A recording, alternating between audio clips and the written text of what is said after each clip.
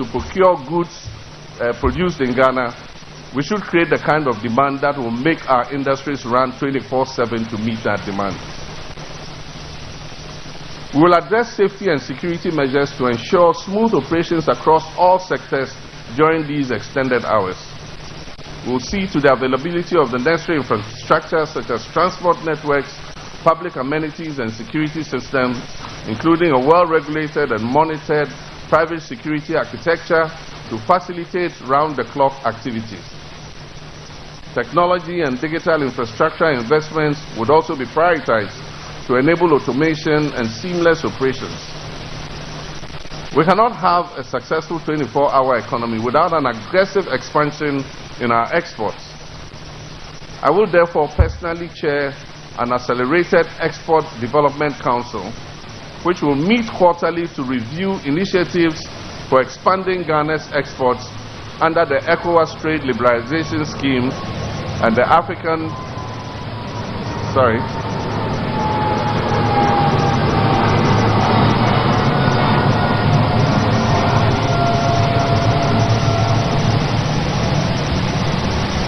Let me take that again.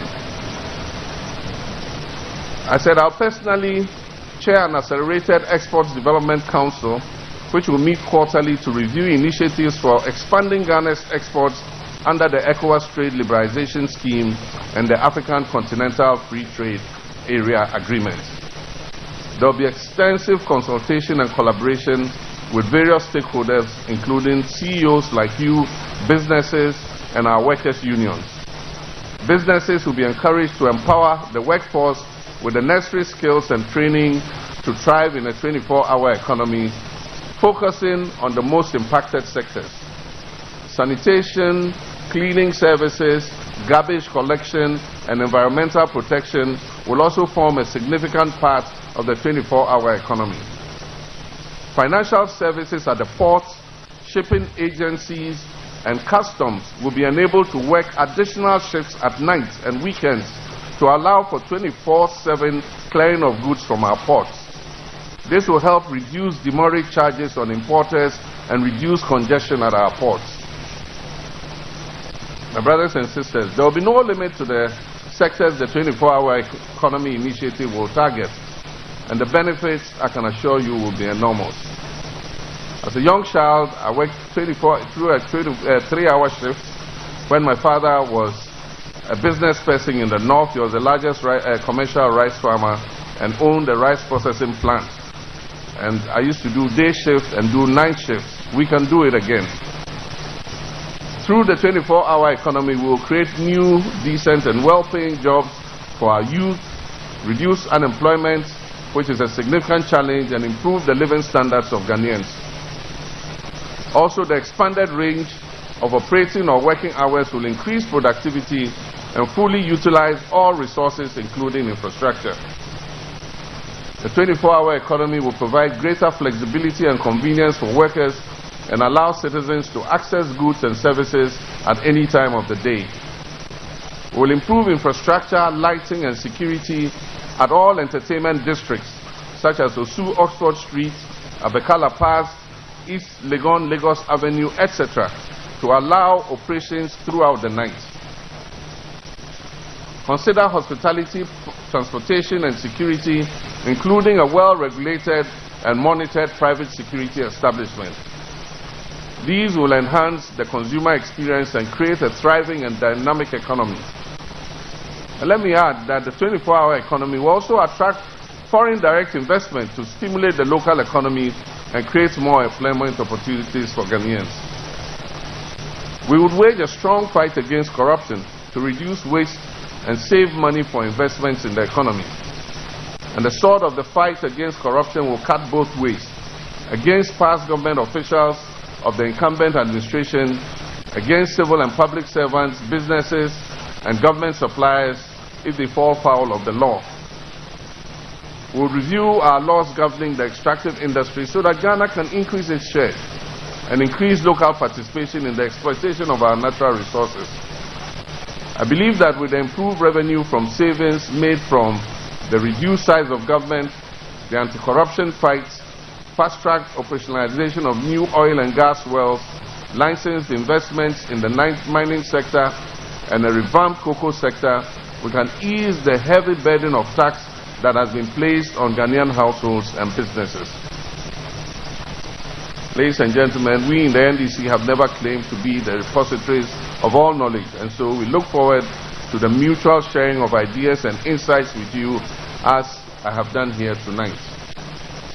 We need to network more, and I look forward to another opportunity where I can sit and interact, take your questions, and share more thoughts and imbibe your suggestions to tackle our collective problems. When entrusted with the governance of this country and management of the economy, I pledge to you on behalf of the party I lead to stay the course of prudence to maintain stability and predictability in the economy. Incidentally, ladies and gentlemen, today is December 7th. And a year today would have begun counting and tallying the results of the presidential and parliamentary elections.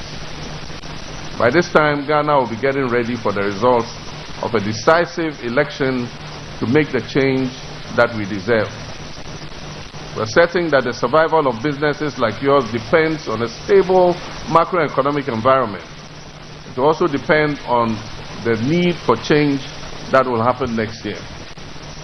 I remain optimistic about the Mahama 24-hour economic initiative.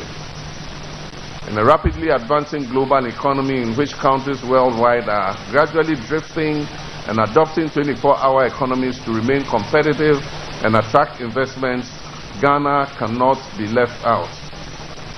With increasing urbanization, where many previously rural communities are becoming urbanized with its associated higher demand for goods and services, including food, beverages, around the clock, Ghana cannot be left out. With an expanding services sector in which healthcare, tourism, entertainment, business process outsourcing, and call centers have the potential to operate optimally and continuously, Ghana cannot be left out.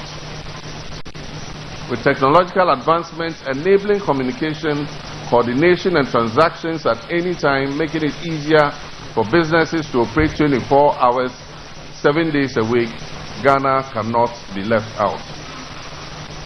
And finally, my dear CEOs, let me assure you that we shall pursue initiatives that allow the private sector to flourish consistently and visibly, and in a way that improves upward socio-economic mobility and social justice. Our commitment is to stop the excessive and direct competition between government, its agencies and cronies with private businesses through dubious restrictions, mechanisms, and aggressive business regulations. The 24-hour economy initiative is indeed a game changer for the Ghanaian economy.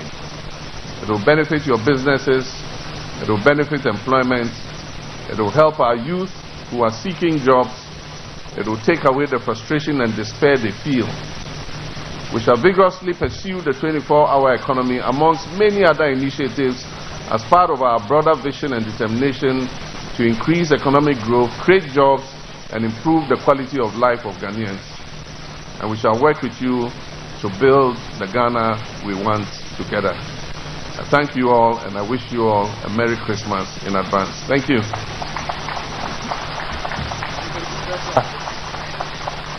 We can definitely do better. Let's give another round of applause. Thank you very, very much, Your Excellency.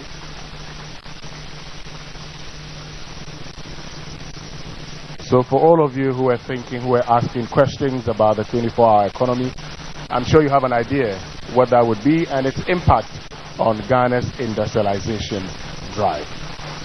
We'll take a bit of musical interlude because we're here to network and have a bit of drink and get something to eat. But of course, there would also be a raffle where some of you who are lucky get to win prizes. So please relax, let's have fun, because that's what we came to do.